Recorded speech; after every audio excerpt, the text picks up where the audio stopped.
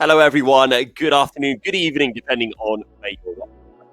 Welcome to Masters Day 2. We are well and truly into the second round robin of the tournament. I'm not here, joined by Fresh Anna. And with just a few games remaining, things are starting to pop up.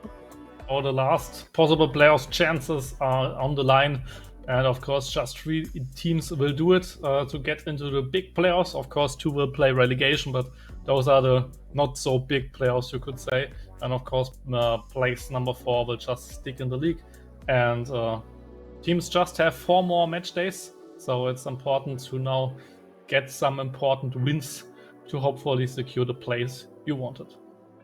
6 of 10 matches for each team have now been completed. Now, we've got a lot to get through today before we head into the 4 games that we have coming your way. So before we start to break down all of the matchups, before we start to talk about all of the teams, let's have a listen to one of the teams talking a little bit about themselves. And this is the team that are currently sitting second place in the standings and will be playing in our first game of the day, Vase Esports. We love you. We win it.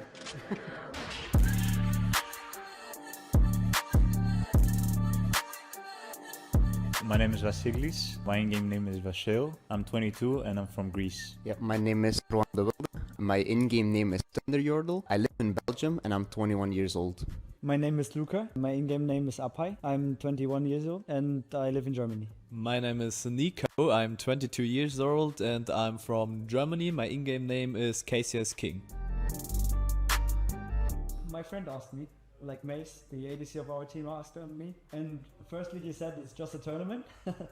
And then we played it and qualified for the first div, and now we're here. I think it went okay. We ended up strong with 3 wins. Afterwards, we faced one of the other teams who was also 3-0. We ended up having a hard game versus them and ended up losing in the end. And then we had to play like a last game versus the team that was 4-0, if I'm not mistaken. And it was also a good game, but they ended up being the better team. But it was still enough to get us in Div 1. Ourselves. I think so, yes. I think our biggest enemies are we. I started season 7 because of my sister. She gave me the game. Yeah. I think for me it was season 6. I used to come from CSGO and there's this meme in the Counter-Strike community where League players are toxic and the game is not good. So my friend ended up convincing me to try it, and ever since then I stepped away from CSGO and now I'm still playing to this day. Maybe in my competitive career, 2 years ago it was qualifying for Division 1 in the old Prime League, so what is now Division 2. I think that was my biggest achievement. For me too. I qualified back in the days for Division. Now I played against NNO and they kicked that also out of the tournament for Division 2 at Prime League. Finance my life as a student. I think just keep the money, put it to the bank, and then look what's happening. Yeah, I think I would spend it maybe on my setup, maybe buy a new monitor or invest in the PC, in my PC a bit more, make some upgrades. Not really. I enjoy story mode and like single player games, but I think League is like the only multiplayer game I play, and I think it also takes up enough time to not have extra time for other games. Arena mode from League and TFT, like Riot Games.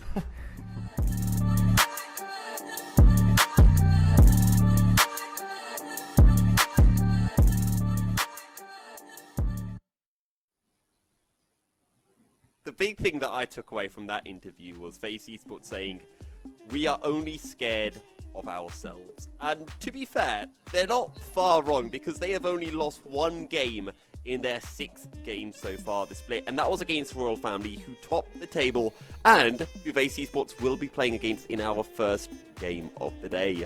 Let's have a look though at our, I want to say championship standings, our split standings. Fresh Dana, run us through how these teams have got here, what their performances have been like over the course of the split so far.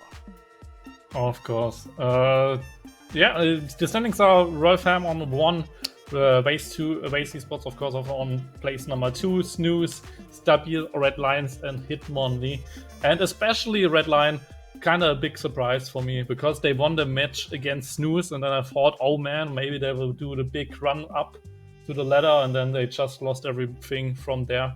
So that was a little surprise, especially because Red Lion won the PostTV Masters a couple of years ago. So seeing them now at the 5th place is kind of sad, but also I think Waze is a big surprise for me because normally people would have said that Snooze should have been place number 1 or 2, and now Waze being on the top there is pretty surprising, but also pretty cool to see actually.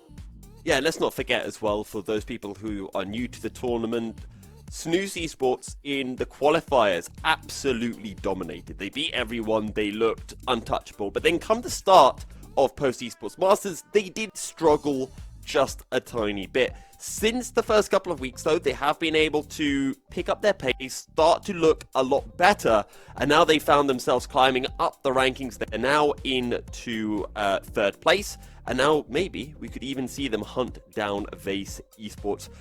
As well, let's not forget, our top 3 teams will be advancing into the playoffs. Second will play against third, and the winner will play off against first place in the grand finals, whereas the bottom 2 teams, they will be playing in a relegation series against the top 2 teams from Division 2. And speaking of Division 2, let's have a look at how that division is shaping up.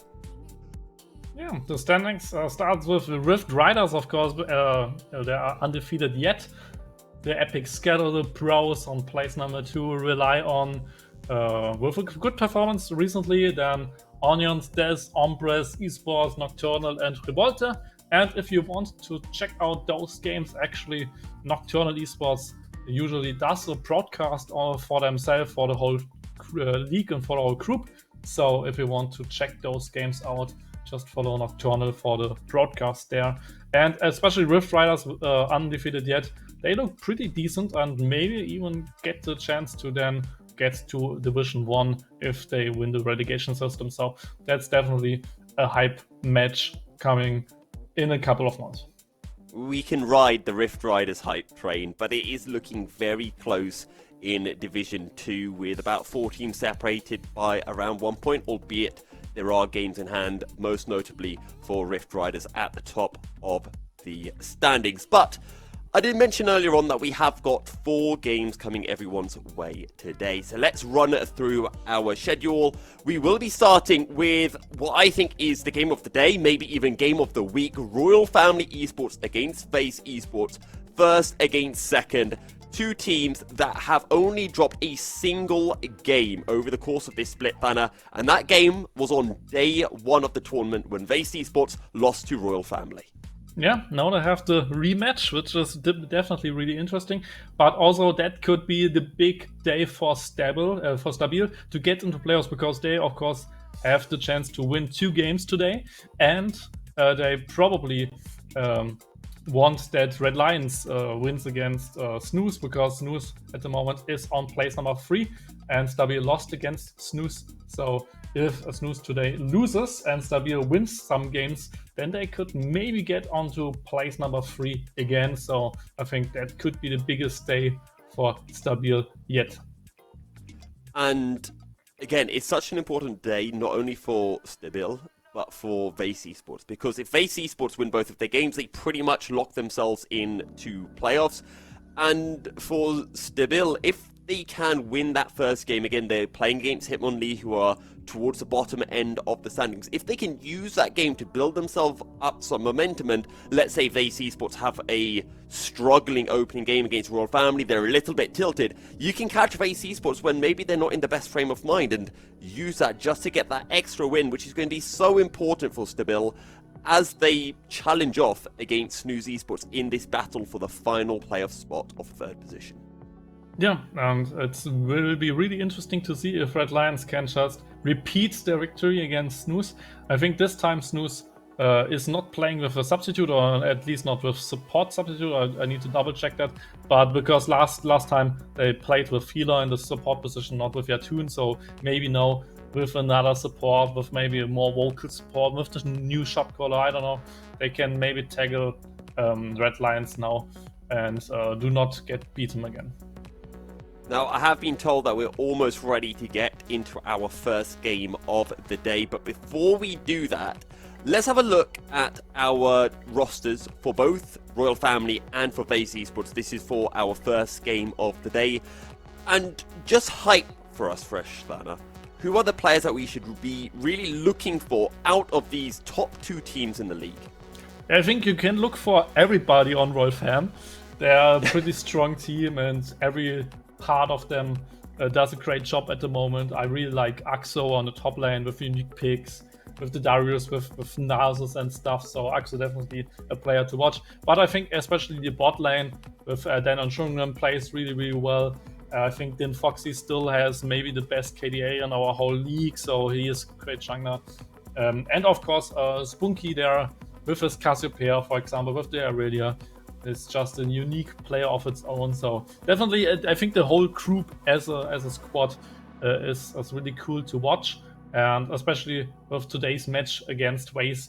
Now with Waze coming up clutch in the table and just winning all of the rounds except against Royal Fam, that definitely is the big banger matchup of the day. And let's see the lineup actually from Waze again, just that you guys remember those names. Yeah, and just quickly as well to mention for Royal Family, I think we've seen them play both the slow kind of game, we've seen them play the very aggressive kind of game. More on that and how they like to play in a second though, because this comp from FaZe Esports has been looking really good over the course of the split. It's been getting better and better with every passing week. Yeah, and there we even see KSC King, who will today actually play support, not ADC, because Apai, sadly, the guy from the interview, the guy who said so much, now is not there, so Mace will play with ADC support, which could be really interesting. Then, of course, Camille Borel, an MVP performance player, really, really strong. Thunder Yordle, of course. There we see it. He was a player of the week, Camille Borel, on his Sing-Sao with the quarter kill. I think this jungle matchup is pretty awesome to see against Valyrian. So definitely a big game. And if they had Apai in the support position, then that could be much stronger. But today with a substitute, maybe a little bumper, but maybe they can still win it. And as well for FaZe Esports, and I want to be very careful how I phrase this, because while I think it's true, I don't want to start setting the scene as FaZe Esports are going into this and they're going to lose, because that is absolutely not the case. But when you lose your support, and I think for a lot of teams, the support tends to be the shot caller, because supports have less to think about in terms of their mechanics, their micro plays, and they are, as a result, able to kind of visualize the game on a much wider spectrum outside of the box and shot call for the team. When you lose that kind of character for your team, that can be disastrous. But at the same time, maybe the substitute that comes in can bring a fresh perspective to the team, yes, and maybe that can work out well. It all comes down to how much have they been practicing, not just with their starting support of Apai, but with their substitutes as well. Yeah, and I think an ADC substitute on the support position is maybe the best case as a substitute, because he knows how to play bot lane, right? He played with a support usually, so he knows what he wants from a support. And then, of course, there are plenty of ADC picks you can do as a support as well. You can play the Senna, and you know how to play Senna, or even you can be crazy like Carrier and just play Ashe or Caitlyn or Varus or whatever. Just to keep that in mind, that an ADC can play those aggressive bot lanes as well. So it's maybe even a big thing for the draft. Who knows? Absolutely. But with that said, we are ready to pardon me, bit of a tongue twister to start us off. We are ready to head on into our first game of the evening. Royal Family Esports taking on FaZe Esports. A big one to decide who will be at the top of the Post Esport Masters Division 1 standings.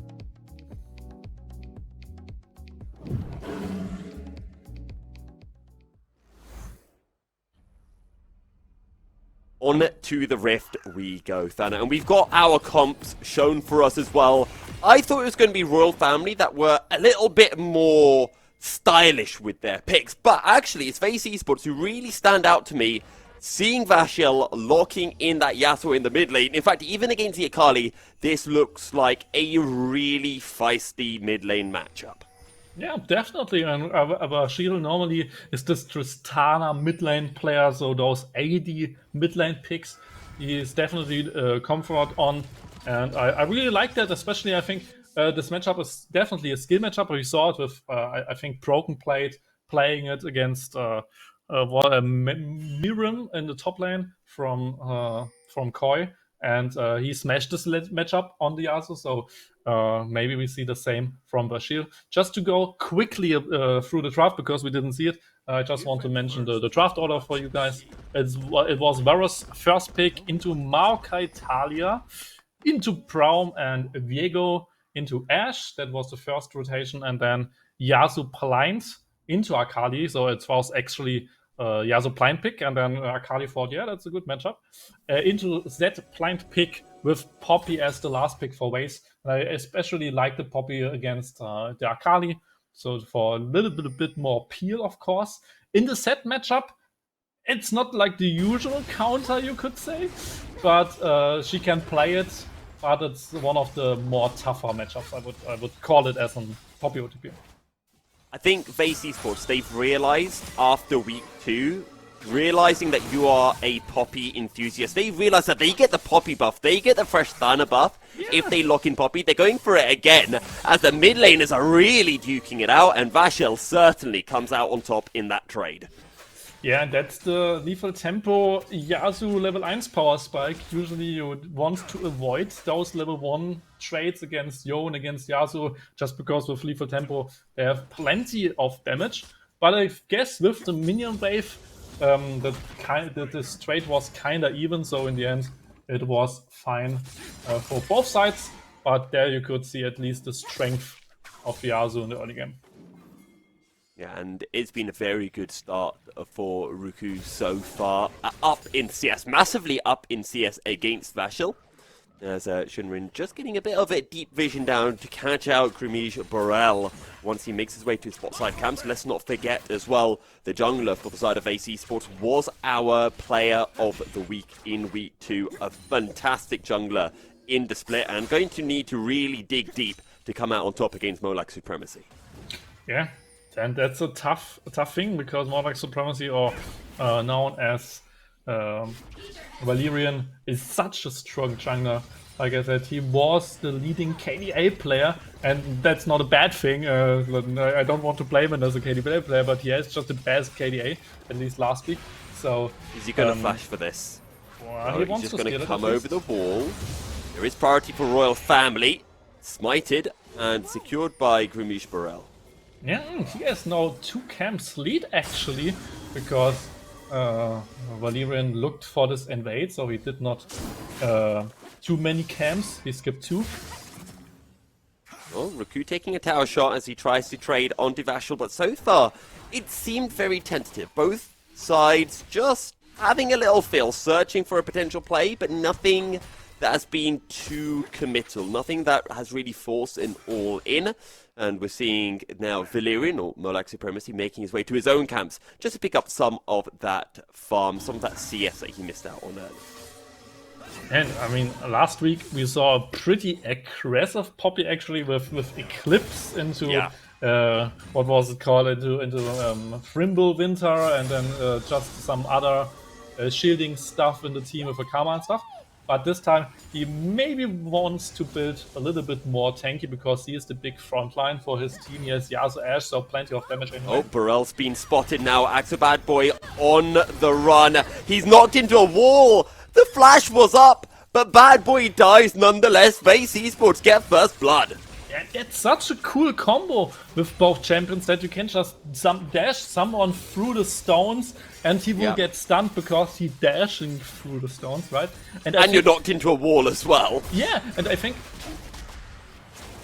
Well, engaged in the bottom lane. KCS King, though, is going to get locked down. That's a lot of damage. Forced to flash away. Shunrin gets the kill, and Maze, looked how piercing arrow almost gets the kill. Flash and the hail of arrows. And all hail the Royal Family bottom lane. And that's a little bit sad for Waze, of course. They wanted to do this aggressive play. Maokai went in, and in the end, this Braum is just annoying. He just shields the whole damage from Ashe, and then they can just take out the Maokai in the end. And I think not even the Ignite would have mattered because there's a cleanse on Varus, so you can just cleanse the Ignite, right? So in the end, it was just a really well played situation there for the top lane. This dash into the wall was pretty well played from Grimming Burrell and Thunder Yordle. I thought we see the bot lane play, but a little roam, but nothing should happen there. And I see that Thunder Yordle actually goes for the tier again, so maybe he goes for this Poppy build and just went for early cloth armor. Oh, here we go, the play on to the Akali, locked down, the seismic shove lands. Flash is available for Ruku, but he's able to get out. Shunrim here as well, just to assist his mid laner if needed. But Royal Family, oh, that's aggressive from Ruku as he drops down the perfect execution, but can't quite get the kill onto Vashel. Do you know if Maokai, if he Premel smashed someone while the person is in the stones of Talia, is this like a dash and he gets stunned as well? I would imagine so, because it is a knockback. Yeah. And you can Yasuo ult to a Bramble Smash target, I'm pretty sure. I mean, that would be an interesting combo then with Poppy and with Maokai, those stones. I mean, that's really cool. So the whole team comp actually makes sense, but there is on both sides now a jungler in the barrage. So counter gank would have happened, but nothing really happened. Oh, the face check. Very nice seismic shove onto Valyrian. Can Face go any more aggressive? KCS King going to take a lot of damage here. Diego's still alive, burning down, but he will not fall. KCS King is alive. Mace could maybe get the double kill. He's so low, but will form big boulder. And in the end, it is the Maokai who picks up the double kill for Vase. Yeah, that's so sad in the end. 2 kills for the support tank. I mean, Yeah. It's slightly bad for Waves, but of course 2 kills and they could push in the wave, so Dan loses a lot of CS under the turret, so it's actually fine for them. And they won, of course, the team fight on a lot of assists and stuff. But still, I think the 2 kills on Grimming Burrell would have done so much. Grimish Burrell, he went for the play. You cannot fault him for trying to make that work, but it doesn't work, and Valyrian will have a little chuckle to himself. Yeah, it was kind of a greedy play, but in the end, still well done by him. And there's his face check of Valyrian there, but in the end, they can't really get to him because he is on stealth. And then the first seconds he shows himself, he gets CC'd and ignited, and in the end, he does not die. And with the slows from Ashe, they cannot kill KSC King. They kill Mace, but then, especially with the Spremel Smash, they kill just both after a big knockup from Grimming Burrell. It was the ADC mindset for KCS King that kicked him there. Probably. And then he probably had a look and it was like, oh, my jungler was full of health. Probably could have gotten both of those kills. Either way, better to make sure that you get both of the kills than give them both away. A 1k goal lead for the side of Royal Family, and we have seen the Void Grubs being picked up by Royal Family as well. First Drake of the game is the Cloud Drake, and it is still up for taking. Yeah, and just look at Axo at the moment with a big CS lead there in the matchup. He got a little bit countered at least. It's not a counter pick, but he couldn't see the matchup, and still he is kind of outplaying Thunder Yordle there on the top lane. There's a reason why he's called Axo Bad Boy and not just Axo. And no, it's not because he's bad. It's because he's literally a bad boy. Absolutely tearing up the top lane matchup. Nearly 20 CS ahead of Thunder Yordle. Elsewhere around the map, it is Royal Family dominated. CS leads for Ruku in the mid lane. CS lead as well for Shadow, as well as a kill advantage for this Varus. Thunder Yordle now getting caught out in a 1v2. Grimish Burrell might be able to get 1 kill. Big shield though for Axo Bad Boy. Thunder Yordle will fall. Axo Bad Boy sniped down by the Enchanted Crystal Arrow, but Grimish Burrell can't fire off a single extra boulder. It's a double kill coming through for Valyrian. Yeah, Antalya got baited by the arrow in the Yeah. end. Especially Shunrim played this gank so great with the shield, with the body blocks, just an insane supporter there. And I don't know, Thunder Yodel even tried in the 1v1 with Axo, played the ultimate for the knockup, but didn't went for the all-in, and that's the reason why he had no ultimate here to protect himself. So he just got caught in the end, and a little misplay there by Thunder Yodel ulting in the 1v1, but there could be a play now bot lane. There is a flash, there is a cleanse available for HQ Shadow, but in a 1v2, surely this doesn't work. Maze flashes! He dies anyway! How has Shadow pulled that one off? And he actually might make this one too! King on the run! And HQ Shadow for Royal Family makes it two! King will pull one back, but it is still a win for Royal Family. Oh man, Dan just outplayed on 2v1, and he didn't even flash! No. Maze flashed a spell, I guess. But there was just no damage, and I think especially the lifesteal, no, he probably did not have the item yet, right? But it was just crazy that Dan can actually outplay that, and in the end get both of them, and King of course. Oh, Enchanted Crystal Arrow lands. It's a 1-for-1, but not until Valyrian gets a kill of his own. Big shutdown though, claimed by Maze, and a bit of gold influxing towards FaZe Esports. Yeah, that's really important that he gets a shutdown there to get back into the game. I mean, you can see it. Dan is 30 CS up, has 4 kills, so getting some gold at least helps. Bashil just trying to trade onto Recoup, doing absolutely no damage despite using the last breath. Thunder Yodel is on the run, is going to fall surely, and now Axo Bad Boy might want to make this one too. Grimish Burrell is forced away. Axo will be able to survive, although he is low. Is there another seismic shove available? Well, another boulder might just do the trick, but Bad Boy's looking to turn this one around. Does he have the shield? No, he doesn't, and Grimish Burrell will pick up the kill. Throw another rock, and he gets Axo there. I mean, like I said, it's really hard. It's a really hard matchup for Poppy. There are chances, like if you snowball, then Zed has not enough damage to kill you, and then you can maybe out sustain you with just tankiness and stuff.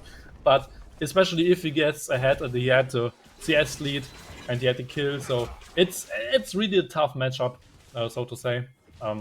So in the end, Thunder Yodel just gets tower dived, and they trade 1-for-1, so it's not too bad. Oh, flash forward, the Q does land. KCS King under fight. Here's Bashil.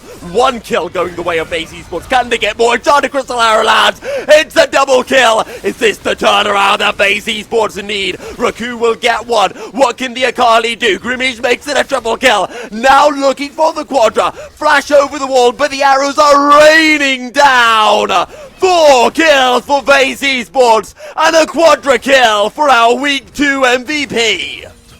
Yeah, he just wants more MVPs, I guess. He just did it again. The Quadra kill.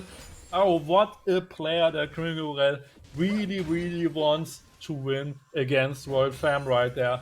But the whole team played that really well, and they outplayed Royal Fam in a team fight. I mean, that's really amazing. And Royal Fam tried to fight it aggressively, but then just got shut down on the Viego, which is really bad. And then the double kill. And Akali can't really get into it because she misses the shuriken flip, right? And in the end, just especially Dan just downed, will not get out the situation with 2 Freyord champions. Oh, I mean, Talia isn't really a Freyord champion, but never mind. Royal Family are pulling this one back. It's a double kill for Valyrian. Now they're looking for KCS King. The Bramble Smash will push Royal Family back, and they will be able to prevent giving a 3rd kill over. And just as FaZe Esports were starting to pull themselves back into this game, Thana, all of a sudden Royal Family pick up 2 more kills, and they're back to being 2,000 gold ahead. Yeah, and especially, I don't know how they got it, but probably Kringle Burrell should have a shutdown after a Quadra kill, so Valyrian probably got plenty of gold there, killing Vashil and Grimmy Borel. Maybe we see a replay from that. Maybe not, but right now... Borel's also lost a lot of Dark Seal stacks. He was on 10 and now Thunder Yordle is being aggressed on. Knocked up. There is a tower to keep him alive, but there is not much else on the tower. Enchanted Crystal Arrow does land, but it's not under the tower. HQ Shadow gets one, but here come the rest of base. These are some big kills here for Mace. One, make it two for the side of Base Esports. Yeah, the Maokai again getting a kill there. 4, 2, and 3. He definitely is an ADC. He definitely wants all of those. Even though it maybe not the best. That's best kill best kill sharing, but I mean Mace with 9 CS, with 9 assists, he is the support right here, right now, and there is this really good player. They just come from all the sides, and especially Poppy even getting into it, getting a kill, and Axo just because of this massive wall, he cannot get into the fight, and so Waze just punish this Royal Fam dive try at least. Either way, Royal Family are still leading. They're 3,000 gold ahead.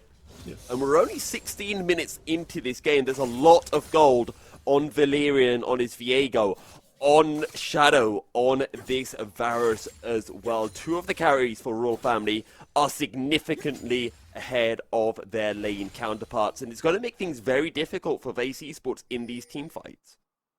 And that's something I saw in the game Royal Fam against Hitmonlee as well. Royal Fam is just a team which fights a lot. King's been caught out here. He's on the run, but have a look at Riku trying to come in from the side. He's found Grimish Borel. He does not care about the Maokai. Make it one for Royal Family, and they're looking for more. King forced to flash over the wall and out to safety, but again, it's Grimish Borel who dies. He got a quadra kill, but he's followed that up with 3 deaths in a row. Yeah, like I said, the games with Royal Fam are just really bloody. They just fight and fight and fight and over again. They just try to get more and more kills. And I think with this overconfidence, with this we know we are better, we can fight all of those team fights and skirmishes. I think that's where you can try to beat them, and that's what we saw with FaZe. They matched them in some fights and they actually got some kills. But in the end, and it's especially the individual performances there, like every single lane is ahead in CS, and this is just the individual like power of this team. And here we see just this double, this one kill, and then of course King needs to flash out. So Royal Fam is just individual, really strong, and just outplays you in those 1v1s, 2v2s. But in those fights, if you are a better playing team, you can maybe tackle them. But it's just really hard because you are down in gold, because you are down in CS, and then those fights get really tough. Because if you are behind, those fights will not get easier. Yeah, once you're behind by this much, which is about 4,000 gold now for Royal Family, even if you get a better fight, even if you outplay the fight, you have to deal against a significant wallet disadvantage. But maybe if you do a 2v1, you can win it. Thunder Yordle gets the kill, gets the shutdown, and gets a flash out of Riku Zakali. Yeah, it was really close. Of course, he is really squishy, especially with this Eclipse and just building armor. So Akali with this item build can just pretty much kill him in an instant, and Poppy Akali isn't really a good matchup as well. So it's hard to play because the Q has a higher range than your Q. So every time you want to space and just to Q poke, Akali can do it before you, and then you can't connect to her. So it's really tough for Poppy to play this matchup. And but the cavalry was there. They saved him. The Edge Arrow saved him. So well played by Waze. Well, finding a potential pick onto Axo Bad Boy, who's forced to use the shield. Flashes forward. Are there going to be any kills? Look in the backline is Riku, and down goes Maze. 2 already for Royal Family. King is the next on the menu for the Royal Family mid laner, and Vase are on the run. Somehow the Shuriken flip does not land for Riku, but I think he might fall. He will indeed. Can Riku go for more? No, he can't. 3 kills up for Royal Family as they continue to stretch their lead in this game. And they just find the better angles. They just engage if they see someone. And in the end, it works out, especially the teleport, of course, from the Akali. Kinda saved the day in the end, even though And then Axel now on the top lane. I think he even teleported there just to get the turret right. So there we can see it all started with an engage onto Axel, but he is way too tanky for the moment to kind of kill him with just 2 AP champs, and then especially the teleport from Akali kills Maze.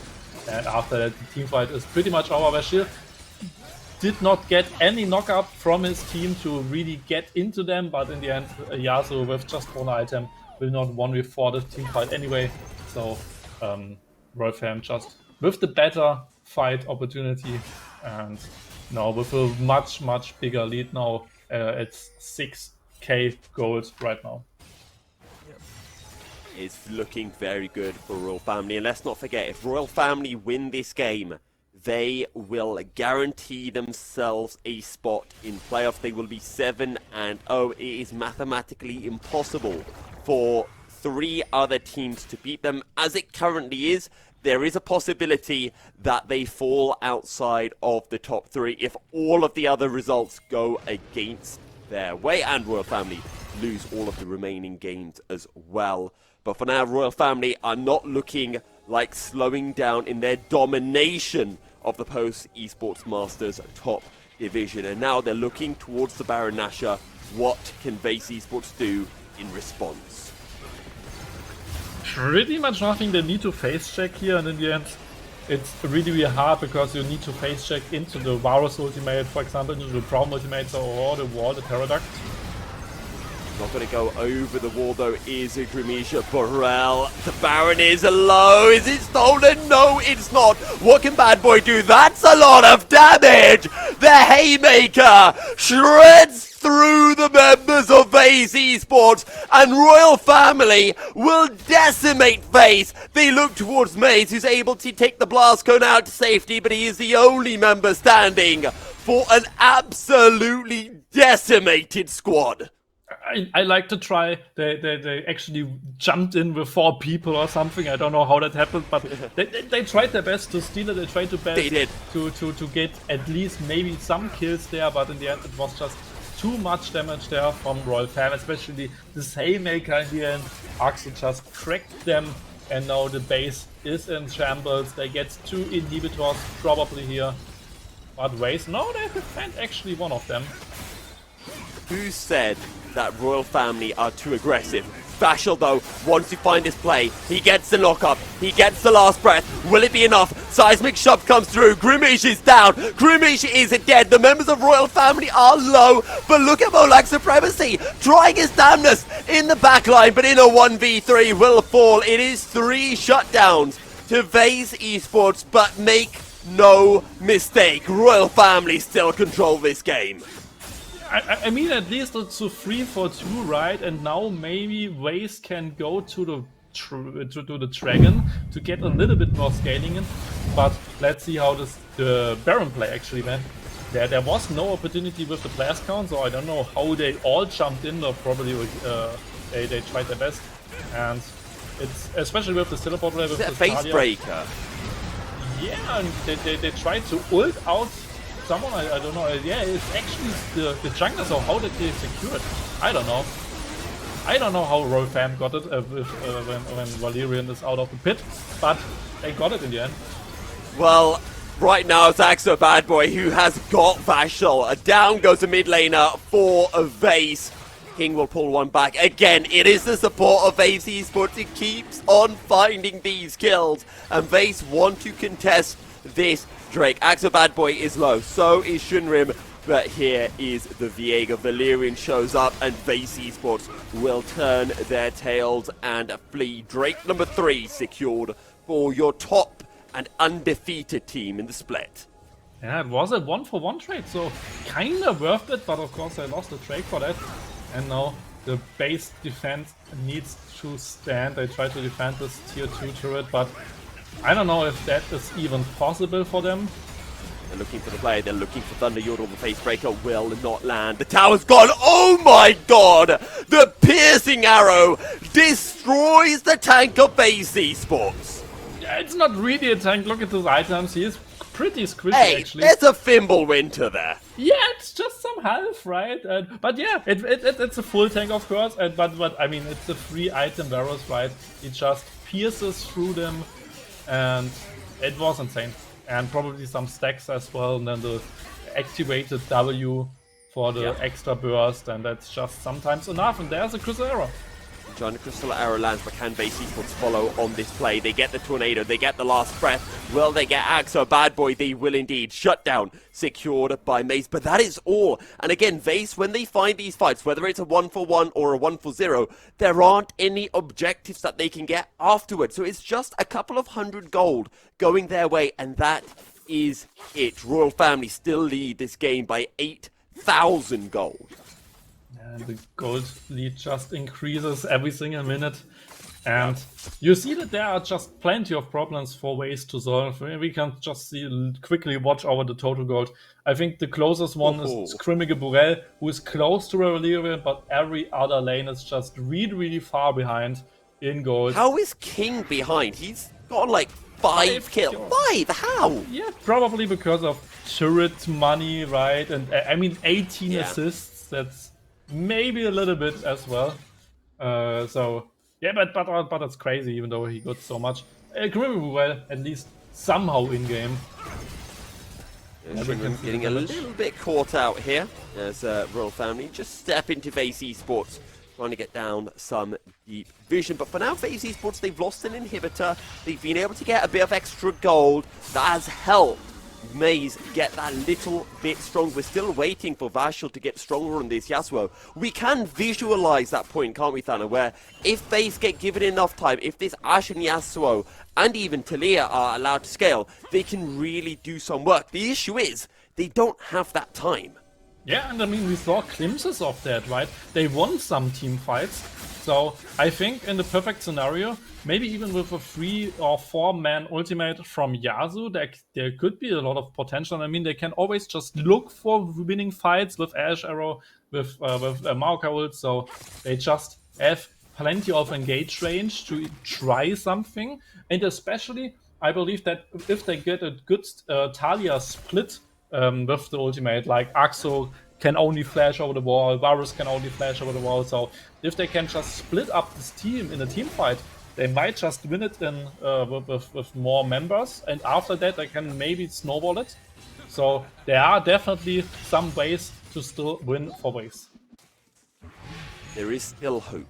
It is a sliver, it is a glimmer of hope, but there is hope nonetheless. The Baron has spawned. Maybe if Vase can steal this way, that will allow them to extend this game for that little bit longer so that they can make this comeback a reality. Royal Family win this game, they are guaranteed playoffs, and they're pretty much guaranteed as well, finishing top in the split with just a few games remaining in the double round robin. Royal Family continue to dominate vision around this Baron. Vase Esports searching for picks, searching for some damage, but they just cannot find it. They need their power spikes, especially if you see the team of Royal Fam, they have their 3 item power spikes, all of them already. Just Akali is missing the Rabadons, but I mean, she is on the wave right now. She has the teleport, so maybe she has the Rabadons now. She can just teleport into the team fight. Yeah, I think combining costs are maybe 1,100 actually. So to be fair, I think Vashel's quite close to getting his 3rd item. Is he looking for a Bloodthirster here? Yes, could be something, yes. So, and I mean, even Mace has 3 items now, Poppy has 3 items now, so actually Crimming Burrell does not have 3 items, even though he had the most gold of his team. I mean, that's crazy. At one point, yes. Oh, is this a bit too aggressive for Valerian? Locked down by the Enchanted Crystal Arrow. Look at Raku in the back line. Destroys the Talia. And Royal Family want to end this game right now. Vase just do not have the damage. They do not have the members. And Vase do not have the health bars. Royal Family get 4 kills for absolutely nothing, and Maze is the only member left standing. GG Vase Esports. Royal Family will be heading to playoffs. Yeah, they are on their way to be undefeated for the whole split. That's probably their idea, and right now it looks good. They can probably just finish it. Maze can maybe defend it, but there's no hope left. So in the end, Wolfhampton will win this best of 1 against Race and are still undefeated yet. 7 and Royal Family's absolutely dominating the Post Esports Masters. Yeah, took them 30 minutes, but in the end, it Yep. was kind of clean. I mean, did they even lost 1 turret? Ooh. I can maybe top lane through it and when Poppy could push it or something. I don't know. Maybe they didn't even lost the turret. I would need to double check it, but that could. They definitely still be lost some kills over the course of the game. Yeah, so it wasn't but- a perfect but- game, but- but it was a good game. Yeah, it was definitely a good game. And especially, there was someone I want to mention. It was Shunrim on the Straum. He carried most of those teamfights, even though you couldn't see a lot of that. But those shields, and then like the Solaris in this last fight just kept Arcadia going and stuff. And all those stuns with the passive. This Brown pick actually maybe won them this game. It's pretty insane to see it. And it's not a flashy support. And but for me, maybe he's even the MVP from this game, just because he played it perfectly as a Braum, and the supports usually don't get too much love, so I just want to get some love for Shunrim. Well, as they say, Braum was here, Shunrim was here. A fantastic performance from the Royal Family support. We're going to be heading into a break, and when we return, we'll be breaking down that game a little bit, but more importantly, looking on over to our second game of the